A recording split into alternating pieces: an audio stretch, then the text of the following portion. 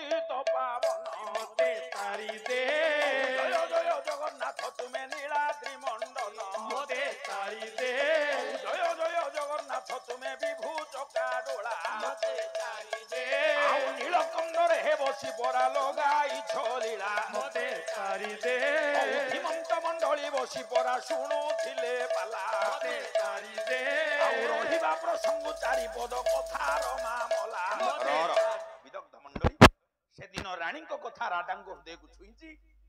ରାଜା ନିଜର ଅନ୍ତର ବେଦନାକୁ ଯାଇ ପ୍ରଭୁଙ୍କ ଉଦ୍ଦେଶ୍ୟରେ ନିବେଦନ କରିଛନ୍ତି। ପ୍ରଭୁଙ୍କର କଣ ଇଚ୍ଛା ହେଇଛି ତାହା ରାଜା ହିଁ ଜାଣନ୍ତି। ପରଦିନ ପ୍ରତ୍ୟୁଷରୁ ରାଜା ରାଣୀଙ୍କୁ ଡାକିଲେ, କହିଲେ ପ୍ରିୟ ସ୍ନାନ ଶୌଚାଦି କାର୍ଯ୍ୟକ୍ରମ ସାରି ଆମକୁ ଆଜି ଆମର ଇଷ୍ଟ ମହାଦେବ ଜମ୍ବେଶ୍ୱର ମହାଦେବଙ୍କ ପାଖକୁ ଯିବାକୁ ହେବ। ପରଦିନ ପ୍ରତ୍ୟୁଷରୁ ଗଜପତି ରାଜା ଭାନୁଦେବ ଏବଂ ରାଣୀ ଶରଧା ଦେବୀ ନିଜର ଇଷ୍ଟ ଜମ୍ବେଶ୍ୱର ମହାଦେବଙ୍କ ପାଖରେ ପହଞ୍ଚିଗଲେ। ଏବେ ଆପଣ ଶ୍ରୀନଗର ଦେଖୁଛନ୍ତି ବଡ଼ଦାଣ୍ଡ ଉପରେ ଯୋଉଠି ଗ୍ରାଣ୍ଡ ସେଣ୍ଟର ତାକୁ ଲାଗିକି ଶ୍ରୀନଗର, କିନ୍ତୁ ଅତୀତରେ ରାଜନଗର ବା ଶ୍ରୀନଗର ଥିଲା ବାଲିସାହି ଭିତରେ। ତାଙ୍କର ଇଷ୍ଟ ଥିଲେ ଜମ୍ବେଶ୍ୱର ମହାଦେବ, ଏବେ ବି ସେଠି ଅଛନ୍ତି। ପରଦିନ ପ୍ରତ୍ୟୁଷରୁ ରାଜା ଭାନୁଦେବ ଏବଂ ରାଣୀ ଜମ୍ବେଶ୍ୱର ମହାଦେବଙ୍କ ପାଖରେ ପହଞ୍ଚିଗଲେ। ଅନ୍ତର ଏଇ ଦୁଃଖକୁ ମହାପ୍ରଭୁଙ୍କ ଉଦ୍ଦେଶ୍ୟରେ ଅର୍ପଣ କଲେ। ନମ ଶିବାୟ ଅଭିବାବୁ ଲୋକେଶ୍ୱରଙ୍କ ଦରବାର ପବିତ୍ର କାର୍ତ୍ତିକ ମାସ ଶିବ ପଞ୍ଚାକ୍ଷର ସ୍ତୋତ୍ରକୁ ସେଦିନ ରାଜା ଏବଂ ରାଣୀ ଭକ୍ତି ଚିତ୍ତରେ ମହାପ୍ରଭୁଙ୍କ ଉଦ୍ଦେଶ୍ୟରେ ନିବେଦନ କରୁଛନ୍ତି। ପ୍ରଥମ ଅକ୍ଷର ହେଲା ନ। ନାଗେନ୍ଦ୍ର ହାରାୟ ତ୍ରିଲୋଚନାୟ ଭସ୍ମାଙ୍ଗରାଗାୟ ମହେଶ୍ୱରାୟ ନିତ୍ୟାୟ ସୁଧାୟ ଦିଗମ୍ବରାୟ ତସ୍ମୈ କାରାୟ ନମ ଶିବାୟ ଗଲା ନ। ତାପରେ ମନ୍ଦାକିନୀ ସଲିଳ ଚନ୍ଦନ ଚର୍ଚିତାୟ ନନ୍ଦିସ୍ତର ପ୍ରମଥନାଥ ମହେଶ୍ୱରାୟ ମନ୍ଦାର ପୁଷ୍ପ ବହୁ ପୁଷ୍ପ ପୂଜିତାୟ କାରାୟ ନମ ଶିବାୟ ନମ ଶିବାୟ ଗୌରୀ ବନ୍ଦନାବ୍ଜ ବୃନ୍ଦ ସୂର୍ଯ୍ୟାୟ ଦକ୍ଷାବ୍ଧରଣ ସକାୟ ନୀଳକଣ୍ଠାୟ ବୃଷଧ୍ୱଜାୟ ତସ୍ମୈ କାରାୟ ନମ ଶିବାୟ ନମ ଶି ବଶିଷ୍ଠ କୁମ୍ଭ ଭବ ଗୌତମାୟ ଇନ୍ଦ୍ର ଦେବାର୍ଚିତ ଶେଖରାୟ ଚନ୍ଦ୍ରାଙ୍କ ବୈଶାନର ଲୋଚନାୟ ତସ୍ମୈ କାରାୟ ନମ ଶିବାୟ ନମ ଶି ୟଟା ସାଧାରଣତଃ ଜରୁ ଚାରଣ ଯଜ୍ଞ ସ୍ୱରୂପାୟ ଜଟାଧରାୟ ପିନାକ ହସ୍ତାୟ ସନାନ୍ତନାୟ ଦିବ୍ୟାୟ ଦେବାୟ ଦିଗମ୍ବରାୟ ତସ୍ମୈ କାରାୟ ନମ ଶିବାୟ। ସେଦିନ ରାଜା ଏବଂ ରାଣୀ ଭଗବାନ ଶଙ୍କର ମହାଦେବଙ୍କ ଉଦ୍ଦେଶ୍ୟରେ ଭକ୍ତି ନୈବେଦ୍ୟ ଅର୍ପଣ କଲାବେଳେ ଇଏ ତ ଆଶୁତୋଷ ଭଗବାନ ଶଙ୍କର ଆବିର୍ଭୂତ ହେଲେ। ଆବିର୍ଭାବ ହେଇଗଲେ ରାଜା ରାଣୀଙ୍କ ସମ୍ମୁଖରେ ଡାକିଦେଲେ, କହିଲେ ହେ ରାଜା ହେ ରାଣୀ ତୁମ ଆସିବାର କାରଣ ମୁଁ ଜାଣେ ନା। ହେ ଅନ୍ତର୍ଯାମୀ ଭୋଳାନାଥ ଆମ ଆସିବାର ଆପଣ ଯେହେତୁ ଅନ୍ତର୍ଯାମୀ ଆସିବାର କାରଣ ଜାଣିଛନ୍ତି, ଆମେ ଏଇ ଉଦ୍ଦେଶ୍ୟରେ ଆସିଛୁ ଅନ୍ତର ଦୁଃଖକୁ ଆପଣଙ୍କୁ ଜଣେଇଛୁ। ସେଦିନ ଜମ୍ବେଶ୍ୱର ମହାଦେବ କହିଲେ ହେ ରାଜା ମୁଁ କଲ୍ୟାଣ କରୁଛି, ମୁଁ ଆଶୀର୍ବାଦ କରୁଛି। ଶୁଭ ସମୟରେ ବା ଯଥା ସମୟରେ ରାଣୀ ଏକ ପୁତ୍ର ସନ୍ତାନ ଜନ୍ମ ଦେବେ, କିନ୍ତୁ ତମକୁ ମୋର ଗୋଟେ କଥା ମାନିବାକୁ ହବ। ହେ ରାଜା ତମେ ମହାପ୍ରଭୁର ଶ୍ରୀମନ୍ଦିରକୁ ଯିବା ପାଇଁ ବା ଜଗନ୍ନାଥଙ୍କ ମନ୍ଦିରକୁ ଯିବା ପାଇଁ 22ଟି ପାବଛ ନିର୍ମାଣ କରିବ। ଦେଖନ୍ତୁ ଆଜ୍ଞା ମୋ କଥା ସେଇଠି ଆସିକି ପହଞ୍ଚିଲା। ସେଦିନ ଜମ୍ବେଶ୍ୱର ମହାଦେବ କହିଲେ ମୁଁ କଲ୍ୟାଣ କରୁଛି, ରାଣୀ ଯଥା ସମୟରେ ପୁତ୍ରବତୀ ହେବେ, କିନ୍ତୁ ତୁମକୁ ମୋର ଗୋଟେ ନିର୍ଦ୍ଦେଶ ହେ ରାଜା ତମେ ଶ୍ରୀମନ୍ଦିରକୁ ଯିବା ପାଇଁ 22ଟି ପାହାଚ ନିର୍ମାଣ କରିବ। ସେଦିନ ରାଜା କହିଲେ ପ୍ରଭୁ ତୋର କୃପା ହେଲେ ସବୁ ଅସମ୍ଭବ ସମ୍ଭବ ହେଇପାରେ, ମୁଁ କଣ ତୋ ଆଶୀର୍ବାଦରେ ଏତିକି କରିପାରିବି? ପ୍ରଭୁ କଲ୍ୟାଣ କରିଦେଲେ। ରାଜା ରାଣୀ ତୁମେ ଯଥା ସମୟରେ ରାଣୀ ପୁତ୍ରବତୀ ହବ। ପ୍ରଭୁ ଅନ୍ତର ଧ୍ୟାନ ହେଇଗଲେ। ଆନନ୍ଦରେ ପରା ରାଜା ରାଣୀ ଏବେ ସ୍ୱଗୃହକୁ ବାହୁଡିଲେ। ଆଉ ରାଣୀଙ୍କ ଆନନ୍ଦ ସେଦିନ ପରାଟି ନ କହି ଧରିଲେ। ରାଜାଙ୍କ ଅପେକ୍ଷା ରାଣୀ ବିଶେଷ ଆନନ୍ଦିତ ଏଇଥିପାଇଁ ନା ମହାପ୍ରଭୁ ଆଶୀର୍ବାଦ କରିଛନ୍ତି ପୁତ୍ର ସନ୍ତାନଟି ହବ। ସ୍ୱାଭାବିକ ଭାବରେ ଆଜିର ସମୟ ବିଷୟ, ଆଜି ସମୟରେ ଗୋଟେ ମା ଯେତିକି ଜଣ ପାଲା ଦେଖିଛନ୍ତି ଗୋଟେ କଥା, କାରଣ ପାଲାରେ କିଛି ସମାଜ ପାଇଁ ଉପାଦେୟ କହିବାର ଆବଶ୍ୟକତା ଅଛି। କଥା ଗୋଟେ ପୁଅ ପାଇଁ ଆପଣ ମାନେ କେତେ ମୁଣ୍ଡ ପିଟି କାନ୍ଦନ୍ତି, ଭାଇ ମାନେ ଯେତେ ଅଛନ୍ତି ପୁଅ ମାନେ ସମାଜରେ ଗୋଟେ ଘଟିଥିବା ବାସ୍ତବ କଥା ମୁଁ କହୁଛି। ଘଟଣାଟି ଆମ ଓଡିଶାରେ ଘଟିଛି। ଆପଣ ମାନେ ହୁଏତ ସେଦିନ ଖବର କାଗଜରେ କଥା ପଢିଥାଇ ପାରନ୍ତି ନ ପାରନ୍ତି ମୁଁ ଜାଣେ ନା। ଗୋଟେ ମା କେତେ ମୁଣ୍ଡ ପିଟି ଗୋଟେ ପୁଅ ପାଇଁ ପ୍ରାର୍ଥନା କରେ, କେତେ ପ୍ରଭୁଙ୍କ ପାଖରେ ନିବେଦନ କରେ, କିନ୍ତୁ ସେ ପୁଅ ତାକୁ ଦେଇଛି କଣ? ଗୋଟେ ସମାଜରେ ଘଟିଥିବା ଘଟଣା ମୁଁ କହିବି। ଗୋଟେ ବାପା ଆଜ୍ଞା 3 ପୁଅ ଗୋଟିଏ ଝିଅ। ବାପା ମୁଣ୍ଡ ଝାଳ ତୁଣ୍ଡରେ ଦେଇ 3ଟି ପୁଅକୁ ମଣିଷ କଲା। 3ଟି ପୁଅ ଯୋଗ୍ୟ ହେଲେ, ସମସ୍ତେ ଆଜ୍ଞା ଭଲ ଚାକିରିଟିଏ କଲେ, ଓଏସ୍ ର୍ୟାଙ୍କର ସବୁ ଚାକିରି କଲେ। ଜଣେ ବିଡିଓ ହେଲେ, ଜଣେ ତହସିଲଦାର ହେଲା, ଜଣେ ଡାକ୍ତର ହେଲା। ବାପାର ପରିଶ୍ରମରେ ପୁଅ 3ଟି ଆଜ୍ଞା ମଣିଷ ହେଇଗଲେ, ଯୋଗ୍ୟ ହେଇଗଲେ। ପୁଅ 3ଟି ଯୋଗ୍ୟ ହେଇଗଲେ, ସମାଜରେ ତାଙ୍କର ଆର୍ଥିକ ଅବସ୍ଥା ସ୍ୱଚ୍ଛଳ ହେଇଗଲା, ପ୍ରତିଷ୍ଠା ବଢିଗଲା। ବାପାର 3 ପୁଅ ଯେତେବେଳେ ଯୋଗ୍ୟ ହେଇଗଲେ, ସମାଜରେ ବାପାର ପ୍ରତିଷ୍ଠା ବଢିଗଲା। ଗୋଟିଏ ବୋଲି ଝିଅ, ଭଲ ଘରେ ବୁଢା ବାହା ଦେଇଦେଲା, ବାପା ବାହା ଦେଇଦେଲା, ଚାକିରିଆ ଜ୍ୱାଇଁଟେ ମଧ୍ୟ ପାଇଲା। ଦେଖନ୍ତୁ 3 ପୁଅକୁ ମଣିଷ କରି ସାରିବା ପରେ ପୁଅ ବୋହୁ, ପୁଅ ମାନଙ୍କର ବାହାଘର କରିଦେଲା, ସେ ବୋହୂକୁ ନେଇକି ବାହାରେ ରହିଲେ। ଝିଅଟି ଭଲ ଘରେ ବାହା ହେଇଛି, କିନ୍ତୁ ଦୁଃଖର କଥା 54 ବର୍ଷ ବୟସରେ ସେ ଲୋକଟି ମରିଗଲା। ପିଲାମାନଙ୍କର ବାପା ଯେତେବେଳେ 54 ବର୍ଷରେ ମରିଗଲା, 3ଟି ପୁଅକୁ ଯୋଗ୍ୟ କରିଛି, ସମାଜରେ ପ୍ରତିଷ୍ଠିତ ହେଇଯାଇଛି, ସମାଜରେ ତାଙ୍କର ପ୍ରତିଷ୍ଠା ବଢି ଯାଇଛି। ବାପା ମରିବାର ଖବର ମା, ପୁଅ, ବୋହୂ, ଜ୍ୱାଇଁ ସବୁ ଝିଅ ସମସ୍ତେ ଶୁଣିଲେ। ଜ୍ଞାତି କୁଟୁମ୍ବ ପରିଜନ ସବୁ ଦେଖିବାକୁ ଆସିଲେ। ପୁଅ ବୋହୂ ଝିଅ ଜ୍ୱାଇଁ ସବୁ ପହଞ୍ଚିଗଲେ। ଆଉ ଟିକେ କୋକେଇ ପ୍ରସ୍ତୁତ ହେଇଗଲା। ଆଉ ଟିକେ ପରେ ବାପାର ଶବ ଗାଁ ମୁଣ୍ଡ ମଶାଣିକି ଯିବ। ସମସ୍ତେ ପହଞ୍ଚିଗଲେ, ପୁଅ ବୋହୂ ପ୍ରସ୍ତୁତ, ବାପା ମା ଝିଅ ଜ୍ୱାଇଁ ସବୁ ପହଞ୍ଚିଗଲା ପରେ ବଡ ପୁଅ ଚିନ୍ତା କଲା, ଆଉ ଡେରି କାହିଁ କରିବା, କଣ କରିବା? ଶବ କେତେ ସମୟ ପକେଇକି ରଖିବା? ଗାଁରେ ଦିଏ ଦେଉଳ କଥା, ଦିଏ ଦେଉଳ ପାଣି ପାଇବେନି। ପାଲ ମାନଙ୍କୁ ଡାକ, ବାପାଙ୍କୁ ଶ୍ମଶାନକୁ ନବା। ତୁ କାହିଁ ମାମୁଲ ତକାର ଭଳିଆ ହଉଛୁ? ରହୁନୁ। ଆଚ୍ଛା ଦେଖନ୍ତୁ, କୋକେଇ ପ୍ରସ୍ତୁତ, ଆଉ ଟିକେ ପରେ ବାପାର ଶବ ମଶାଣିକି ଯିବ। ଗାଁରେ ମାଲ ଭାଇ ପ୍ରସ୍ତୁତ ହେଲେଣି, ସମସ୍ତେ ପ୍ରସ୍ତୁତ। ଠିକ ଏତିକି ବେଳେ ପାଖ ଗାଁର ଜଣେ ବୁଢା ଲୋକ ଆସିକି ପହଞ୍ଚିଗଲେ। ଧୋତି ପଞ୍ଜାବୀ ପିନ୍ଧିଛନ୍ତି। କହିଲେ, ଆଜ୍ଞା ପ୍ରଧାନ ବାବୁ ମରିଗଲେ। ଓ ତମ ବାପା? ଠିକ ଅଛି, ତାଙ୍କ ବଡ ପୁଅ। ହଉ ହେଲା, ଆମେ 3 ଭାଇ, ମୁଁ ବଡ। ତମେ ବଡ ପୁଅ। ନମସ୍କାର କରିବାକୁ ହବନି ଆଜ୍ଞା, ବାପା ମରିଯାଇ। ଆରେ ହେଲା, ହେ ମୁଁ ତମକୁ ନମସ୍କାର ମାଗୁଛି। ରହ, ତୁ ଭାରି ଚିନ୍ତା କରି କହୁଛୁ। ମୁଁ କାହିଁକି ଆସିଛି ଶୁଣିଛନ୍ତି? ଶୁଣନ୍ତୁ, ଆପଣ ତ ବଡ ପୁଅ। ତମ ବାପା ବଞ୍ଚିଥିବା ଭିତରେ ମୋ ଠାରୁ 50,000 ଟଙ୍କା କରଜ ଆଣିଥିଲେ। ତମ ବାପା ସେ ଟଙ୍କା ସୁଝି ନାହାନ୍ତି। ମୁଁ ଯେତେବେଳେ ଶୁଣିଲି ତମ ବାପା ସଂସାରରୁ ବିଦାୟ ନେଇଗଲେ, ତମ ମାନଙ୍କର ପ୍ରତିଷ୍ଠା ଅଛି, ଚାକିରି କରି ସାରିଲଣି, ମୁଁ ଏଇଥିପାଇଁ ପହଞ୍ଚିଲି। ତମ ବାପା ଯୋଉ ଋଣ ନେଇଥିଲେ 50,000 ଟଙ୍କା ମତେ ପରିଶୋଧ କରିଦିଅ, ମୁଁ ଫେରିଯିବି। ତାପରେ ତମ ବାପାର ଶବ ତମେ ମଶାଣିକି ନବ। ମୋ ବାପା ବଞ୍ଚିଥିଲା ବେଳେ ଆପଣ ମୋ ବାପାଙ୍କୁ 50,000 ଟଙ୍କା କର୍ଜ ଦେଇଥିଲେ। ଆପଣ ଯୋଉ ଟଙ୍କାଟା ଦେଲେ, କାହାକୁ ପଚାରିକି ଦେଇଥିଲେ?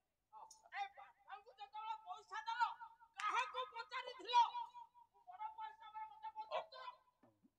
ଏତେବେଳେ ଆଛ ପଇସା ମାଗିବା ପାଇଁ? ବାପା ମରିକି ଆଉ ଆଛ ପଇସା ପାଇଁ? ସବ ପଡିଛି ଆମର।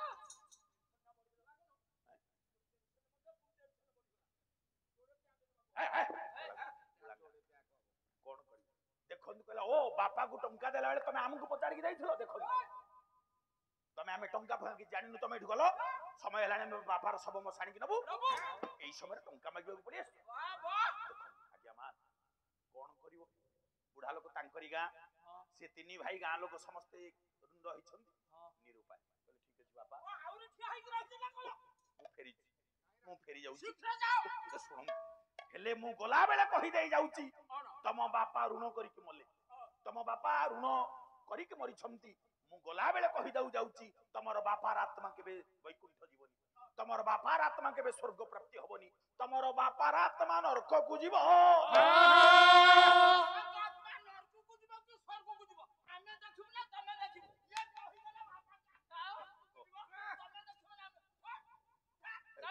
କହିଲେ, ଓ ଆମ ବାପାର ଆତ୍ମା ସ୍ୱର୍ଗକୁ ଯିବ କି ନରକକୁ ଯିବ ତମେ ଦେଖିବ ନା ଆମେ ଦେଖୁ? ତମେ ଗଲ। ବୁଢା ଫେରିବା ପୂର୍ବରୁ କହିଦେଇ ଯାଉଛି, ମୁଁ ଗଲା ବେଳେ କହିଦେଇ ଯାଉଛି, ତମ ବାପା ଋଣ କରିକି ମରୁଛନ୍ତି, ତମର ବାପାର ଆତ୍ମା କେବେ ସଦ୍ଗତି ହବନି, ତମର ବାପାର ଆତ୍ମା ନରକକୁ ଯିବ। ଯେତେବେଳେ ଏତିକି କହିଦେଇ ଫେରୁଛି, ଦେଖନ୍ତୁ ମାମା, ଗୋଟିଏ ବୋଲି ଝିଅ ଦାଣ୍ଡ ପିଣ୍ଡାରେ ବାପା ମରିବା ନେଇ ଆଖିରୁ ଲୁହ ଝରୁଥିଲା ବେଳେ ଦୌଡ଼ି ଆସିଲା ସେ ବୁଢା ମଉସା ପାଖକୁ, ହାତ ଯୋଡିଦେଲା। कहला मौसा मो बापा बंची थिबा समय रे आपण को ठारू 50,000 टका करज नै थिले ना हो रे मा मु जानि थिले से टंका फेरै देई थांती तथापि एबे भी आपणकर से ऋण मु परिशोध करि दउची हेले आपण मो बापार आत्मा नरक को जीवा कथा कहंतुनी आपण आशीर्वाद करंतु मो बापार आत्मा जेमती वैकुंठ जीव मो बापार आत्मा जेमती परमात्मा के पाखरे पहुंचीबो मु एबे आपणकर ऋण परिशोध कर दउची देखंतु बा गोटिए बोले झियो ए कथा सही सुनिला परे ता हृदय सहीनी ऋण परिशोध करि देइची केमिति कला ना हातरु सुना चूड़ी कोला बाहार हातरु सुना चूड़ी कोला बाहार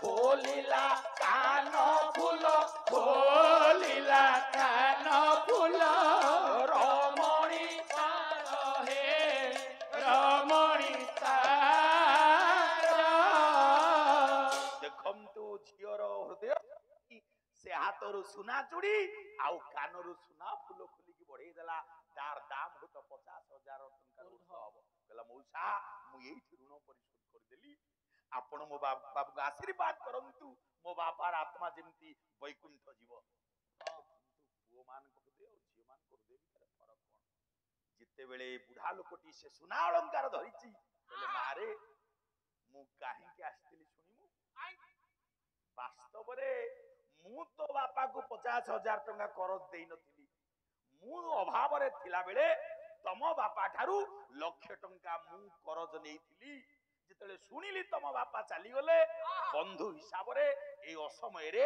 से टंका फेरेई देबा मोर कर्तव्य तेनु मु से लक्ष टंका फेरेई देबा को आनिची निजर किए मु निजर किए बोली भाबुथिली ताके लक्ष टंका फेरेइबी हां टंका सियाडे देनी मते दियो मु बड़ पुओ बापा को सुधी क्रिया रे हमें लगाइबु ए होचे गया संसार चित्र पाला हबो काली 2 दिन विषय वस्तु हबो से कथा नै ए होचे समाजर चित्र टंका का को दबो बुढा बड़ पुओ को एने बरा टंका जानि नथिलु काई केते कथा कहिली ना सेदिन रानी खुशी हे जाई छंती प्रभु आशीर्वाद कर छंती कोटी हबो राजा रानी घर को फेरिले राजा मने मने विचार कले कोटी केते बेले प्रभु आशीर्वाद हबो मु मो कर्तव्य रे कांगी अवहेला करबी तेनु कुशली कारीगर मानकु डाकी ता पर दिन पहाच तयारी करिवार चिंता कले पर दिन प्रतिशोर राजा तत्कालीन समय रो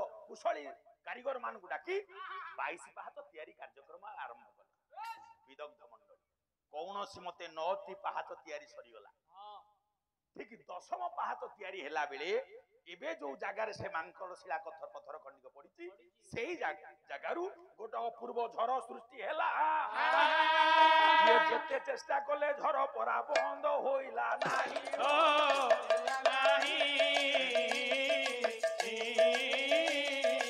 अडुआरे परा पड़ी राजा एबे मने मने चिंतिले भाई हो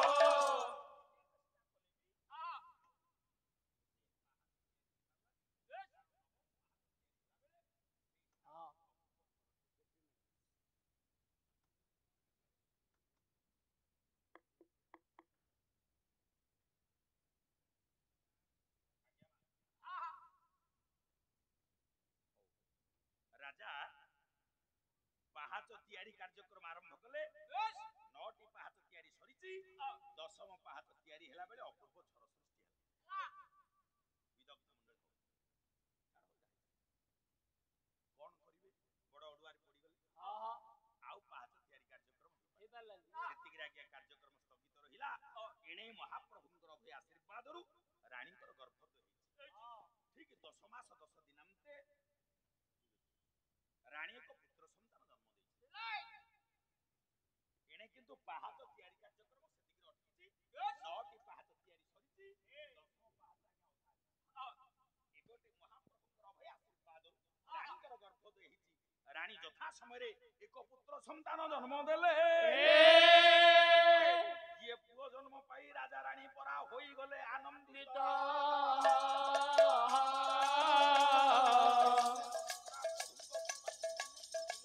Ah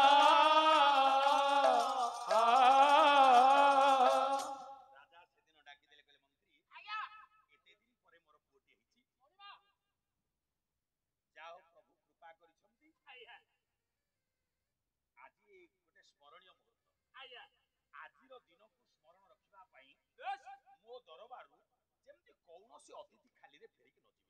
ଅତିଥି ଦାନ ଧର୍ମ କରିବେ ହଁ ଦୌଡୁକେ ଫେରିଯିବ ଶୁଣ, ଆଜ୍ଞା ତମେ ସେଥିପ୍ରତି ଯତ୍ନଶୀଳ ହବ ଆଜ୍ଞା ଯେମିତି କୌଣସି ଅତିଥି ଆଜି ମୋ ଦାଣ୍ଡ ଦୁଆରୁ ନ ଫେରିକି ଯାଆନ୍ତୁ। ତାହେଲେ ମୁଁ ଆରମ୍ଭ କରିବି ଆଜ୍ଞା ମା, ଅ, ଆମେ ସମସ୍ତେ ଘର ସଂସାର କରିଛେ।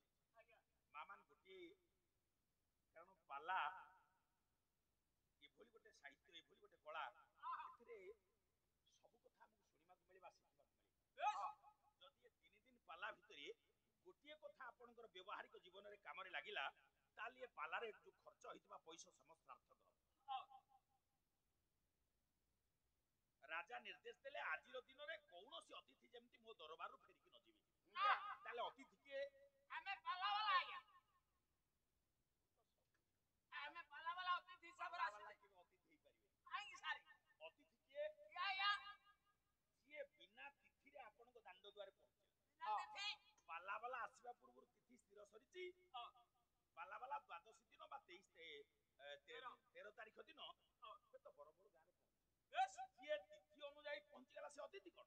ଆମେ ଅତିଥି ଆଜିକାଲି ଆପଣ ଘରକୁ ଯେତେ କୁଣିଆ ଆସନ୍ତି ସିଏ ବି ଅତିଥି ନୁହଁ। ନା କାରଣ ଆସିବା ପୂର୍ବରୁ ସେ ଟେଲିଫୋନ କରିଦେଇଥିବେ, ଝିଅ ମୁଁ ଆଜି ହୁଏତ ତମ ଘରକୁ ଯାଉଛି।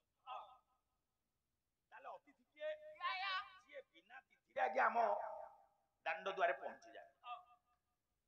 ସିଏ ଯୋଗୀ ହେଇପାରନ୍ତି, ଭିକାରୀ ହେଇପାରନ୍ତି, ସନ୍ନ୍ୟାସୀ ହେଇପାରନ୍ତି। ଆଜ୍ଞା ସେଇମାନେ ଯଦି ଖାଲି ହାତରେ ଗଲେ ଫେରିଲେ, ମା ଆମର କେତେ କ୍ଷତି ହେଲା ଶୁଣନ୍ତୁ। କଣ ହବ ବେଳେ ବେଳେ ଆପଣ ବାଡ଼ିପଟେ ଘର ଭିତରେ କାର୍ଯ୍ୟରେ ବ୍ୟସ୍ତ ଅଛନ୍ତି, ଜଣେ ଯୋଉ ଭିକାରୀ ଆପଣଙ୍କ ଦାଣ୍ଡ ଦୁଆରେ ପହଞ୍ଚିଲା, ଚିନ୍ତା କଲେ ନାଇଁ ମୋ ଗାଁରେ ଆହୁରି 100 ଘର, ସିଏ ଭିକ ଦେଇଦେଲେ ଚଳିବନି ନା। ସେ ଭିକାରୀ ଜଣକ ଯଦି ଆପଣଙ୍କ ଦୁଆରୁ ଫେରିକି ପଳେଇଲା, ଆପଣଙ୍କର କେତେ କ୍ଷତି ହେଲା ଶୁଣ।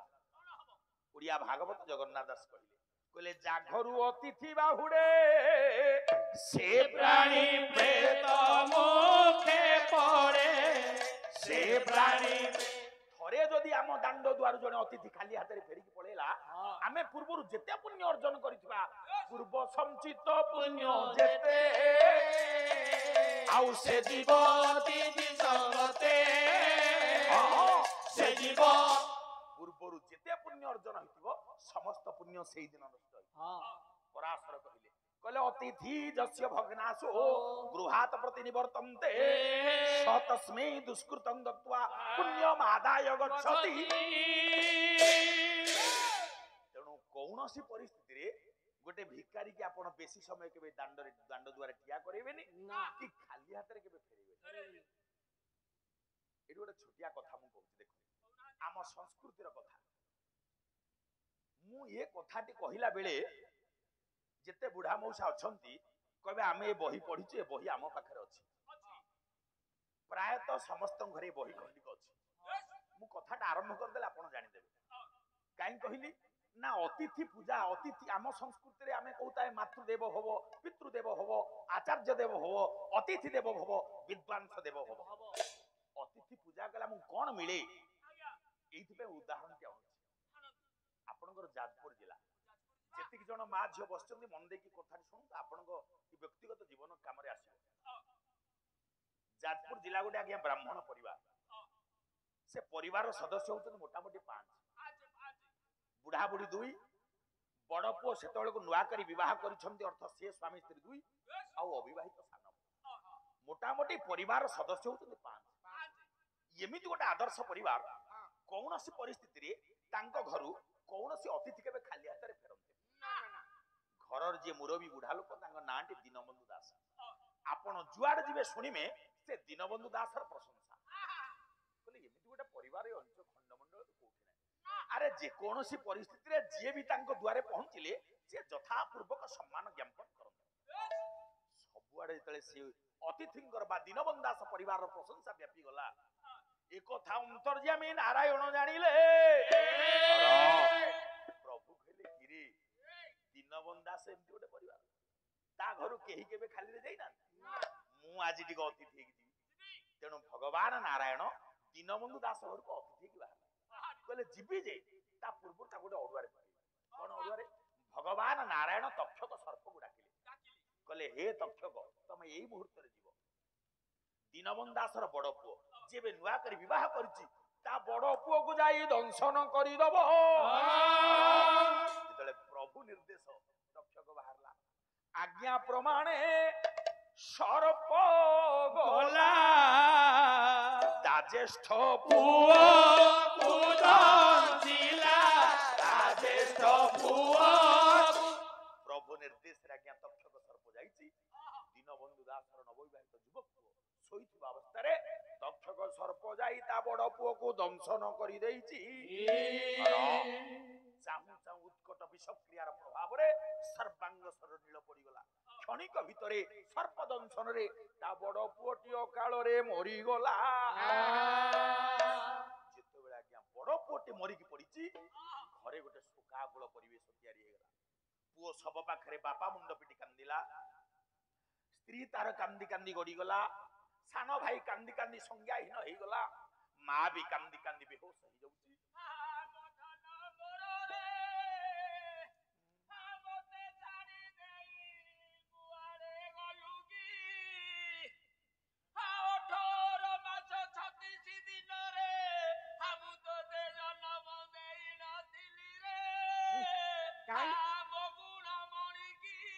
କାଇଁ ଆଉ 5 ମାସ ରଖିଲୁନୁ, 2 ବର୍ଷ ହେଇଥାନ୍ତା।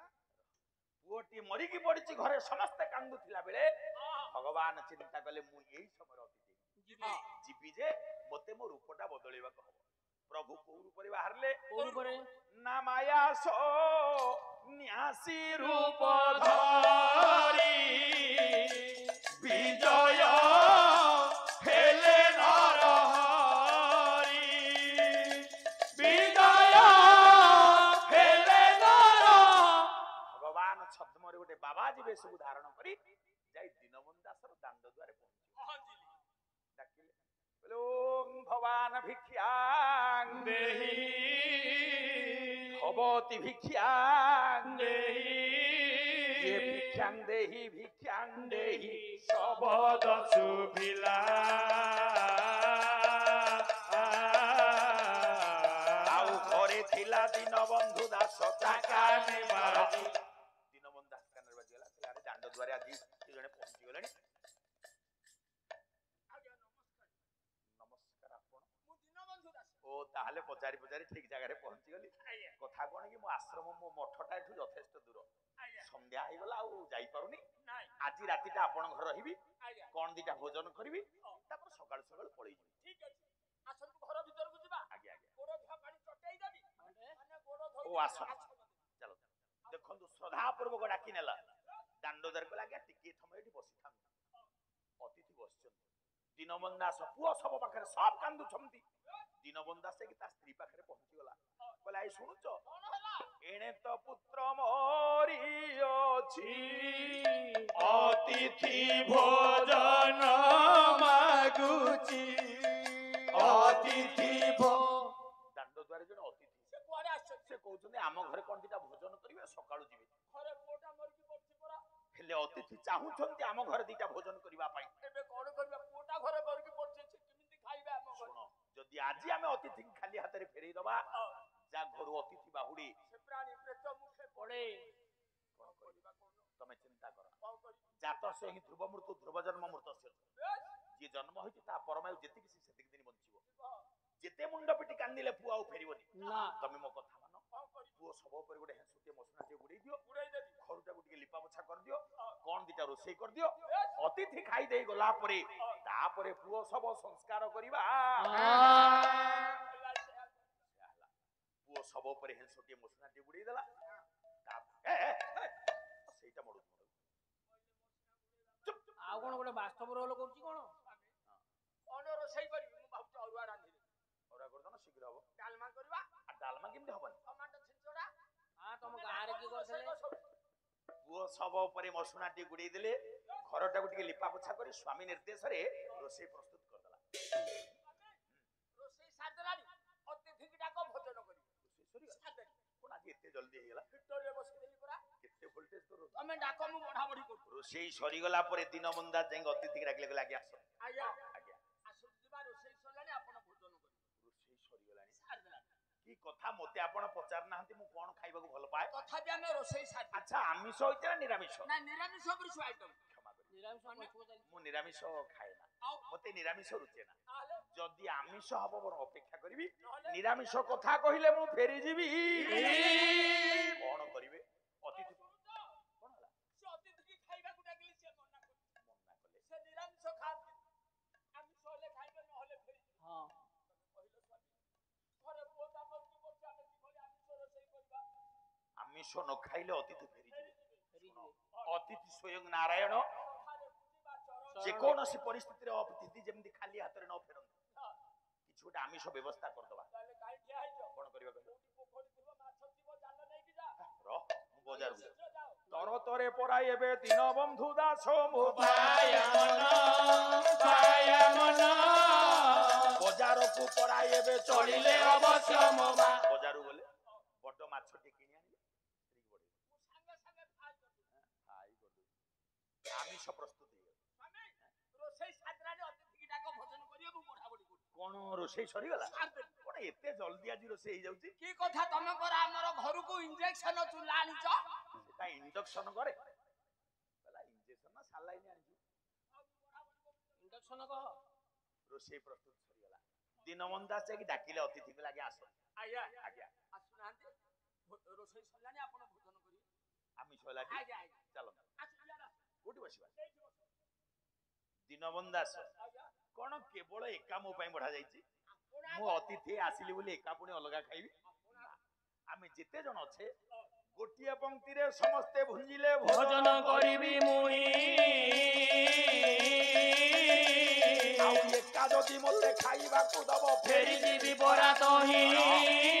ଯଦି ଗୋଟିଏ ପଂକ୍ତିରେ ଆମେ ଯେତେ ଅଛେ ସମସ୍ତେ ଏକ ସମୟରେ ବସିବା, ତାହେଲେ ମୁଁ ଖାଇବି, ନହେଲେ ଚାଲିବି। ଅପେକ୍ଷା କର। ଶୁଣୁଛ, ସେ ଅତିଥିକି ଖାଇବାକୁ ଡାକିଲେ, ସେ ମନା କଲେ। ସେ କହିଲେ ଆମେ ନ ଖାଇଲେ ସେ ଫେରିଯିବେ। ତମେ କହିଲ ସ୍ୱାମୀ, ଘରେ ପୁଅଟା ମରିକି ପଡିଛି, ଆମେ କିଭଳି ଖାଇବା? ଆମେ ନ ଖାଇଲେ ଅତିଥି ଫେରିଯିବେ। ଶୁଣ, ଦେହ ବହିଲେ ନିଶ୍ଚୟ ମରି ସଂସାର ନୁହଁ କାହାରି। ତମେ ଗୋଟେ କାମ କର, ଆମ ପାଇଁ କେବଳ ନିରାମିଷ ବାଢି ଦିଅ, ଅତିଥିଙ୍କ ପତ୍ରରେ ଆମିଷ ବାଢି ଦିଅ। କୋଉ କଂସା ଜାତୀୟ ହେଲେ ମଜାମଜି ହେଇଛି। ପୁଅ ଚାଲିଗଲା, କାହା ବଧି ସମ୍ଭାଳିବ? ପୁଅଟା ମରିକି ପଡିଛି, ତମେ ମାଇକି ମାନେ ବସିକି ହସୁଛ। ଏମାନଙ୍କ ପାଇଁ ନିରାମିଷ ବାଢି ଦିଆଗଲା, କେବଳ ଅତିଥିଙ୍କ ପତ୍ରରେ ଆମିଷ ବାଢି ଦେଇକି ଯାଇ ଦୀନବନ୍ଧୁ ଦାସ ଡାକିଲେ। ଆଜ୍ଞା ଚାଲନ୍ତୁ ଯିବା, ସମସ୍ତେ ମିଶିକି ଭୋଜନ କରିବା। ଚାଲନ୍ତୁ। ଆପଣ ଇଆଡେ ଆସନ୍ତୁ। ମୁଁ କୋଉ ପଟେ ବସିବି? ଆପଣ ଏକାଠି ବସନ୍ତୁ। ତମେ ସବୁ? ଆମେ ସେ ପାଖେ ବସିବୁ। ଦୀନବନ୍ଧୁ ଦାସ, ଆଜ୍ଞା ମୋର କଣ ଗୋଟେ ଅଧିକା ପାତ୍ର? ଆପଣଙ୍କ ପାଇଁ ଆମିଷ ବଢା ଯାଇଛି। ତମେ? ଆଜି ବୁଧବାର, ଆମେ ଆମିଷ ଖାଇବୁ। ଦୀନବନ୍ଧୁ ଦାସ, ତୁମ ଅତି ସେବାରେ ମୋର ସନ୍ଦେହ ସୃଷ୍ଟି ହଉଛି।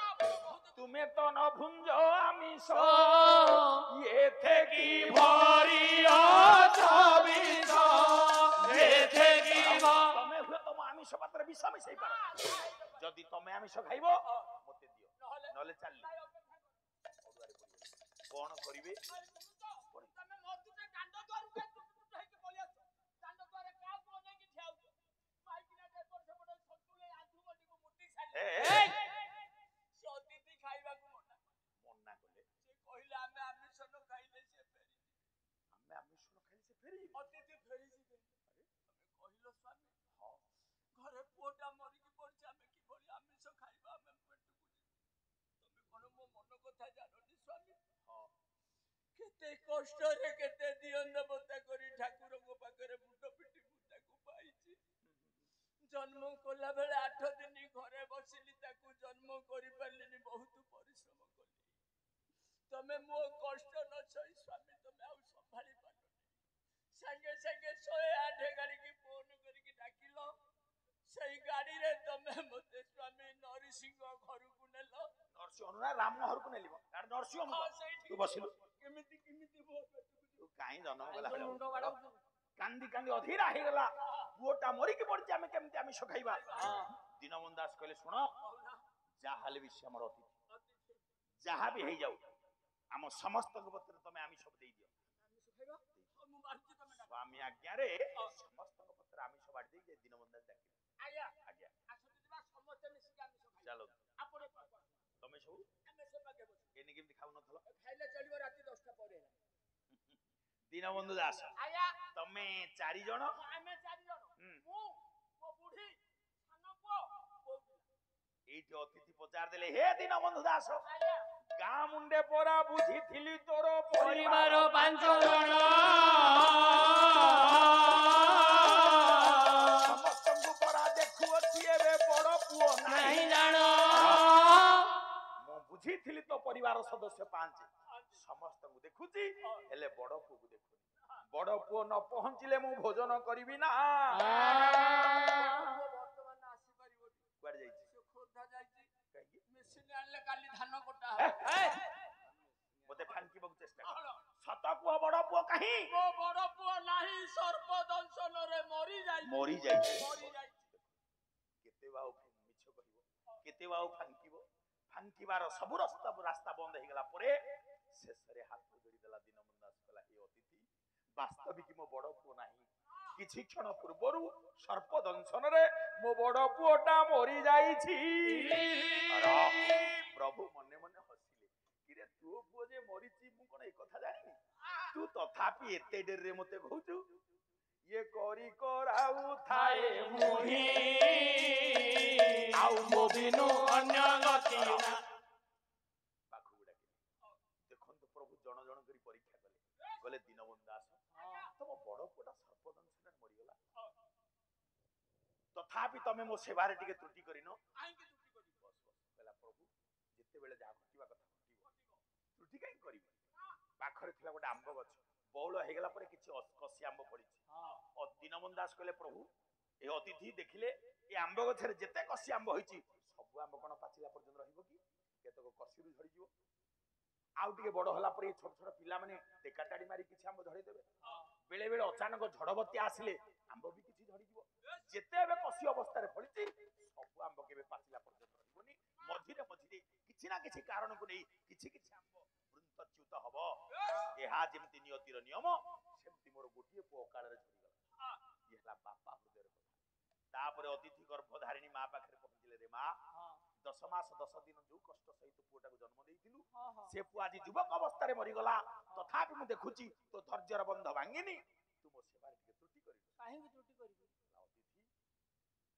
ଅତିଥି ଯିଏ ଯେତିକି ଦିନ ପରମାୟିକ ଆସିଥିବ ସେତିକି ଦିନରେ ଯିବ ମୁଁ ଧର୍ମରେ କାହିଁ ବିଚ୍ୟୁତ କରିବି ପାଖରେ ଥିଲା ଗୋଟେ କୁମ୍ଭାର ଘର ମାଟି କହିଲା ଦେଖିଲେ ଇଏ କୁମ୍ଭାର ପୁଅ ଯେତେ ହାଣ୍ଡି ଗଢୁଛି ସବୁ ହାଣ୍ଡି କଣ ଠିକ ବିକ୍ରି ହେଲା ପର୍ଯ୍ୟନ୍ତ ଯାଉଛି କେତେକ ଗଢୁ ଗଢୁ ଭାଙ୍ଗି ଯାଉଛି କେତେକ ଖରାରେ ଶୁଖେଇଲା ବେଳେ ନଷ୍ଟ ହେଇଯାଉଛି କେତେକ ନିଆଁରେ ସେକିଲା ବେଳେ ନଷ୍ଟ ହେଇଯାଉଛି ଆଉ ଶେଷରେ ସେ ବିକ୍ରି କରିବ ଯେତେବେଳେ କାନ୍ଧରେ ନଉ ବା ଗାଡିରେ ନଉ କିଛି ନା କିଛି ବାଟରେ ହାଣ୍ଡି ଭାଙ୍ଗି ଯାଉଛି ଯଦି ଗଢିଥିଲା ବେଳେ 100ଟା ହାଣ୍ଡି ଗଢିଥିବ ବିକ୍ରି ହେଲା ବେଳୁ ଗଲା ବେଳେ 5ଟା କି 10ଟା ଭାଙ୍ଗି ଯାଇଥିବ ଏହା ଯେମିତି ନିୟତିର ନିୟମ ସେମିତି ମୋର ଗୋଟିଏ ପୁଅ କାଳରେ ଭାଙ୍ଗିଗଲା ଇଏ ହେଲା ମା ହୃଦୟର କଥା ତାପରେ ନବବିବାହିତା ସ୍ତ୍ରୀ ପାଖରେ ପହଞ୍ଚିଲେ ରେ ମା ସ୍ୱାମୀଙ୍କର ପରିଚୟ ସ୍ୱାମୀ ଚାଲିଗଲା ପରେ ତୁ ଦୁଃଖରେ ଭାଙ୍ଗି ନ ପଡି ମୋ ସେବାରେ ଟିକେ ତ୍ରୁଟି କରିନ ନା ଅତିଥି ସ୍ରୋତରେ ଯାଆନ୍ତି একত্র ভাসি গুড়ায়ে কাঠি হে ভাসি গুড়ায়ে কাঠি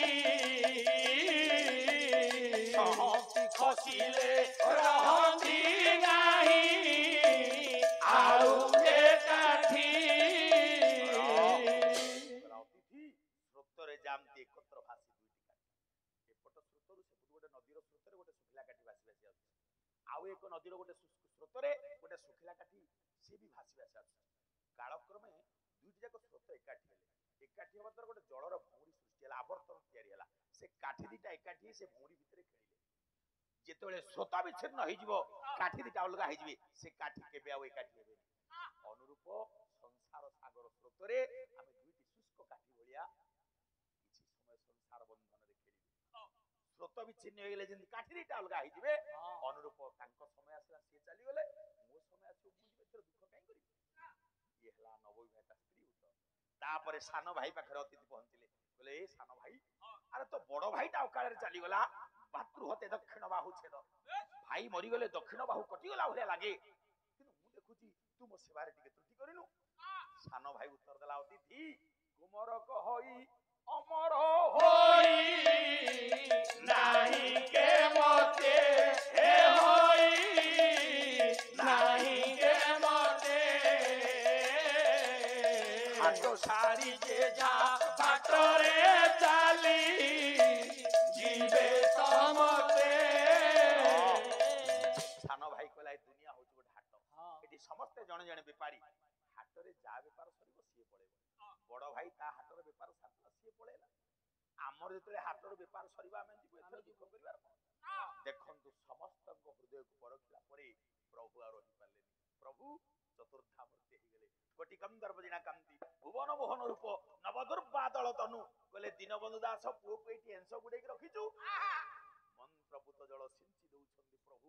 ବଞ୍ଚି ଉଛୁଟି ପୁଅ ଘର ଭିତରୁ ଧୂପଗନ୍ଧ ଚନ୍ଦନ ପୂର୍ବ ମହକ ମହାପ୍ରସାଦ ପ୍ରତିମ ମହମ ବାସୁଛି, ଅଷ୍ଟ ଐଶ୍ୱର୍ଯ୍ୟରେ ପରିପୂର୍ଣ୍ଣ ହେଇଯାଉଛି ଘର। ସମସ୍ତେ ଦେଖୁଛନ୍ତି ମହାପ୍ରଭୁର ଦିବ୍ୟାତି ଦିବ୍ୟ ସ୍ୱରୂପ। ସମସ୍ତେ ବଡ ପୁଅ ବଞ୍ଚି ଉଠୁଛି, ହାତ ଯୋଡି ଦେଉଛନ୍ତି ପ୍ରଭୁଙ୍କୁ ଦେଖି। କହିଲେ ପ୍ରଭୁ ଆରେ ତମେ ଛଦ୍ମରେ ଆସିଥିଲ ପ୍ରଭୁ। ହରି ଅମଳ କମଳ ଦଳଲୋଚନ ହରି ହରି ଅମଳ କମଳ ଦଳଲୋଚନ ହେ ଭବ ମୋଚନ ଭବ ମୋଚନ ବିଭୁ ତ୍ରିଭୁବନ ଭବନ ନିଦାନ ଜୟ ଜୟ ଦେବ ହରେ ହରେ ହରେ ହରେ ହରେ ଜୟ ଜୟ ଦେବ ହରେ।